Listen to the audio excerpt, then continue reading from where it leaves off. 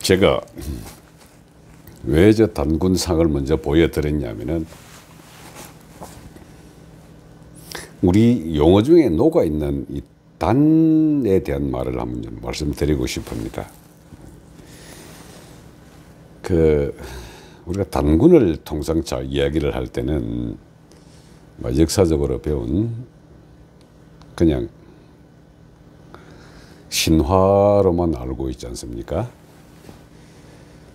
근데 이게 환단곡이 위서가 아닌 정식 역사입니다. 저는 100% 그걸 믿고 있습니다. 왜? 통상 우리가 어떤 국가를 이야기하거나 어떤 사람들이 살고 있는 장소를 그런 이야기를 하다 보면은 이 정신적으로 한 덩어리가 되어 있는 이런 민족들이 있고 또는 그 땅에 사는 민족이 있습니다. 이렇게. 그래서 통상 우리가 이야기할 때 정신적으로 하늘에 연결되어 있는 이런 민족들을 갖다가 영지주의라 그러고 그 땅에 사는 사람들 속지주의라 그러죠. 그래서 지금 우리들이 그 역사를 갖다가 해석을 하고 잘못 이야기할 때 대부분 다 속지주의, 현재의 관점에서 영토, 주권, 국민, 그 땅에 살고 있는 사람들이 언어를 사용하고 같은 법의 지배를 받으면서 그리고 그 땅에서 사는 농산물을 먹고 사는 걸 갖다가 속지주의라 그러거든요. 단군 시대는 말이죠. 영지주의 시대입니다. 어떤 영토적 개념이 있는 게 아니고 생각과 사상으로 같이 뭉쳐가지고 흩어져 살더라도 같은 생각과 같은 사상을 갖고 있으면은 그들이 곧바로 같은 민족, 종족 개념이거든요. 그래서 부족국가라고 하는 게 어디 조그마한 땅덩어리에 부족끼리 뭉치가 사는 일은 속지주의 개념으로 생각을 하게 되면은 그 부족에 대한 개념을 잘못 잡고 있는 겁니다. 그래서 부족의 장, 이게 우리 환족이거든요. 단군이라고 하는 것은. 환족은 환하다라는 말입니다. 그냥 순수 우리말입니다. 환한 사람들의 모임이 환족들이거든요. 그 환한 사람들의 족장, 이게 영지주의의 총대장이단 말이죠. 그 대장은 그 영지주의에 묶여 있기 때문에 제사장을 말합니다. 그래서 이 단군이라는 이름 자체가 제사장을 뜻하는 이 말인데 그 단이란 말 자체가 제사를 지내는 제단을 이야기합니다. 제단의 최고 큰 어른, 그게 군이죠. 임금군자. 그게 단군입니다. 그리고 영지주의에 묶인 것을 다시 속지주의와 영지주의를 합해가지고 그 땅에 사는 사람 모든 부족들의 실질적인 우두머리, 그 당시에는 임금이란 말 대신에 왕금이라고 썼거든요. 우리 신라시대는 왜 다른 말로 썼잖아요. 마립간이라고도 하고 이사금이라고도 하고요. 거서간이라고도 했습니다. 그거는 후대에 쭉 이어져 내려오면서 쓰는 말인데 거서간이란 말이 케세르한의 한자거든요. 케세르한, 카이사르 칸, 줄리어스 시저, 이거 카이사르거든요. 그 거서간과 카이사르가 똑같은 말입니다. 그런 의미에서 왕금이란 말 자체도 임금이란 소리거든요. 그래서 단군 왕금이란 사람은 환웅의 12번째 아들로서 자기 외갓집에 가서 그 웅시국에 가가지고 거기서 다시 크게 수련을 통해 가지고 큰 사람이 되고 그 영지주의를 더 넓힌 사람입니다. 이렇게. 그래서 단군이 아버지의 나라 환웅의 나라를 이어받아 가지고 이제 단군 조선이라는 이름으로 바꿨죠.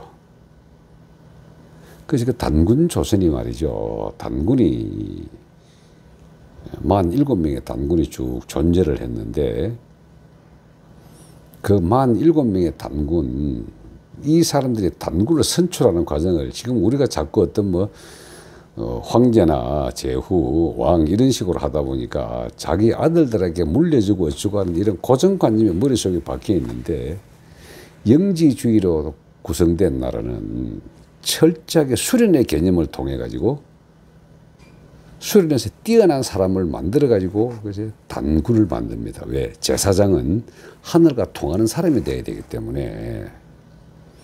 그래서 단군은 별도로 하고요. 왕금은, 임금의 자리는 단군이 되면 자동적으로 따라옵니다. 소위 말하는 재정일치 시대잖아요. 제사장과 정치가 일치되는 그 시대의 단군 왕금인데, 단군이 먼저 돼야, 제사장 계급이 돼야 그다음에 왕금은 자동적으로 따라오는 직책이거든요. 영지주의의 특징이. 자, 그렇게 하다 보니까 이 단이란 말 자체가요, 제단에서 나왔습니다. 이렇게 제사를 지내는 단, 그 우리 참성단이라고도 하고, 동서 환구단, 원구단 하는 이 단자는 제사를 지내는 제단을 뜻하고요. 그 제단에서 하늘과 통하는 의식을 통해 이 모든 사람들에게 교화를 하고, 즉 가르치기를 하고, 치화, 다스리기를 하고, 그 다음 어우러져 살아가는 조화, 이 세 개의 화 개념을 가지고 왕금 노릇을 계속 해왔던 겁니다. 그래서 우리가 단단하다라는 이 말 자체가 굳어져 있어 가지고 더 이상 흐트러짐이 없는 상태를 단단하다 그러거든요. 그래서 형용사로 쓸 때는 단단한 뭐 물건, 요즘은 뭐 단단한 그 무엇, 이런 단단한 말 자체가 제사를 지내는 제단에서 나왔기 때문에, 그 단군의 핏줄이 밑으로 쭉 이어져 내려올 때는 그 단군의 핏줄이다 그래가지고 단골 그랬습니다. 단단한 뼈라는 소리도 하지만 의리를 지키는 그 혈통, 이를 단골이라 그랬거든요.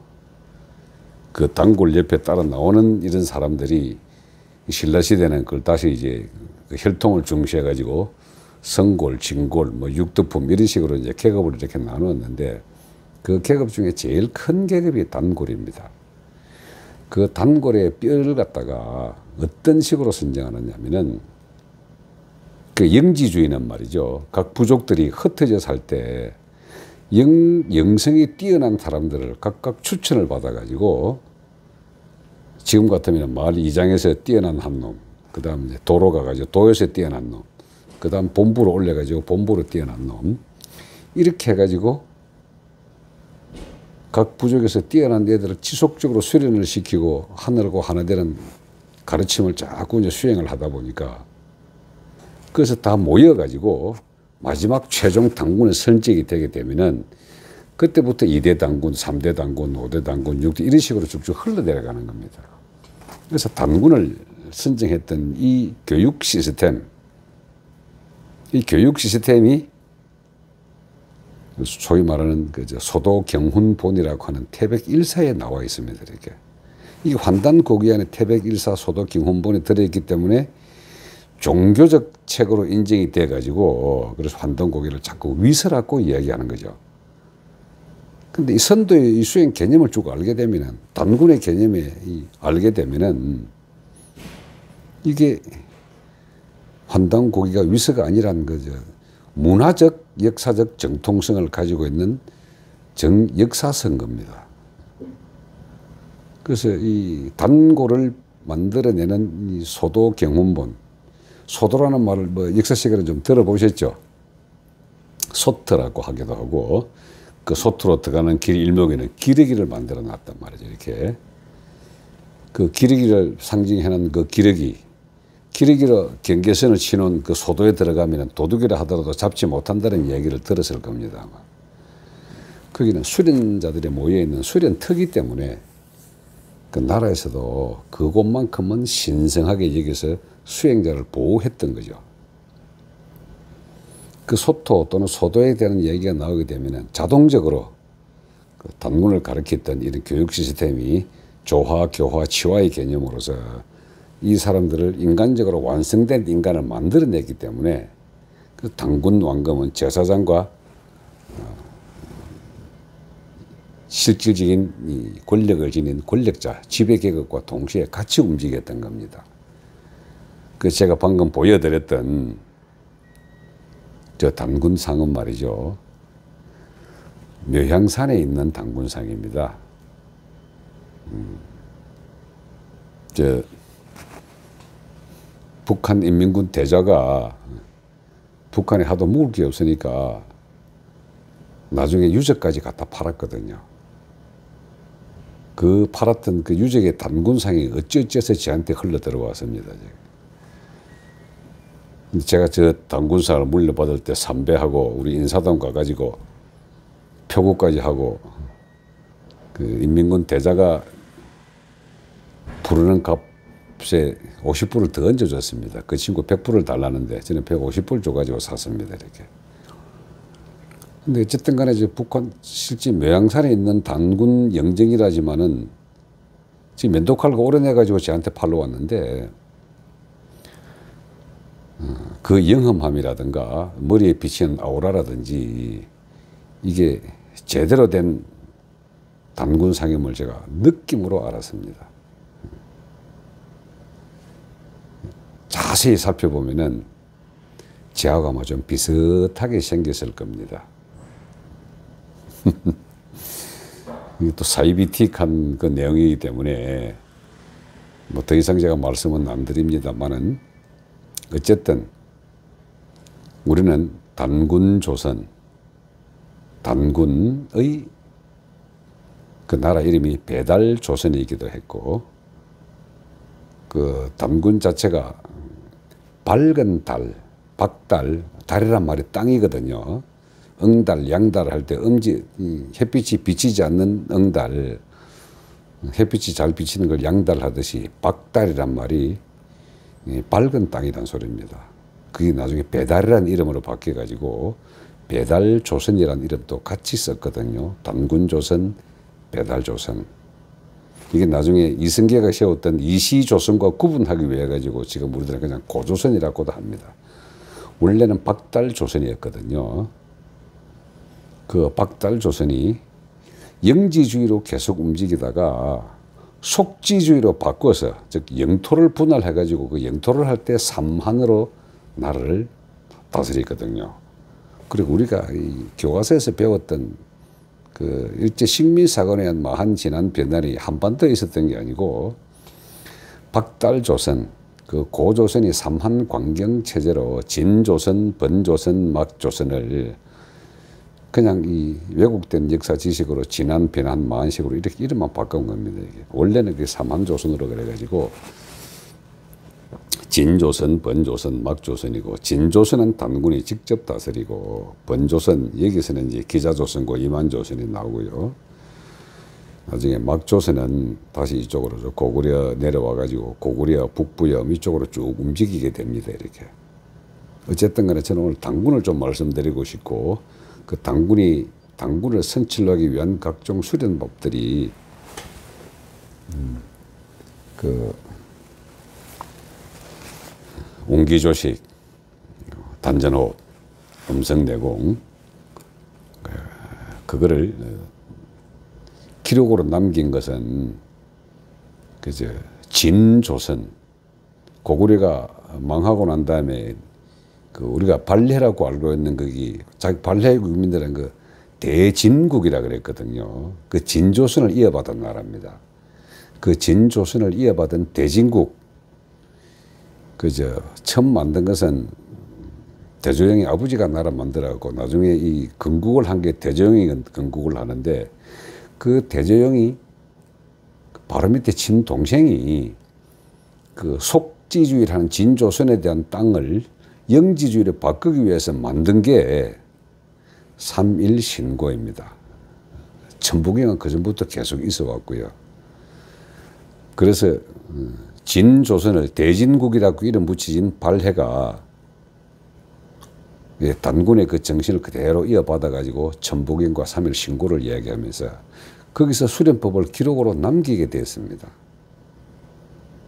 그게 단군 조선의 수련법과 똑같거든요. 어떤 식으로 인간은 인간답게 하는 것이 느낌이 있기 때문이고 호흡이 있기 때문이고 부딪힘이 있기 때문에 인간이다. 그걸 감식촉이라 그랬습니다. 그래서 인간의 영역을 벗어나려면은 감을 멈추고 호흡은 조절하고 부딪힘은 없애라. 그래서 지감, 검촉, 조식이라고 수련법을 남겨뒀습니다. 그 수련법 따라 수련한 단군이 아우라하게 비칠 때는 흰색으로 비친다 그러거든요. 혹시 여러분들 지금 제가 이렇게 강의를 하는 도중에 제 머리 주변에 말이죠, 약간 흐릿하게 간상시아포를 가지고 제 머리를 갖다 계속 한번 봐주십시오. 이 아우라는 이 영상에 찍히기도 합니다. 앞에 찍은 사진에는 그림으로 그래서 아우라를 표시를 했지만 제 머리에 비치는 이 혹시 아우라를 보시게 되면은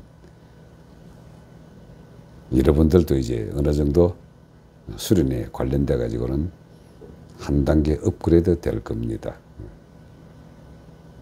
자, 아우라 한번 보실래요?